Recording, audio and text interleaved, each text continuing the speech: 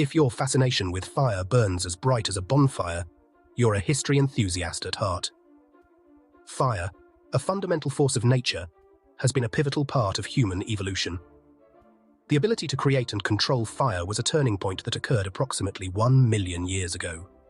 Early humans, our ancestors, likely encountered natural fires sparked by lightning or volcanic activity.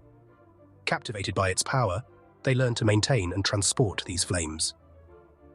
Gradually, the methods evolved. From striking stones to produce sparks, to the friction of spinning wood on wood, the mastery over fire provided warmth, protection, and the means to cook food. This control transformed their diet, social structures, and eventually led to the development of technologies that shaped civilization.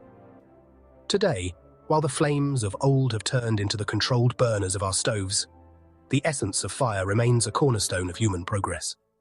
So, the next time you strike a match, think of the millennia of innovation that kindle in its tiny spark.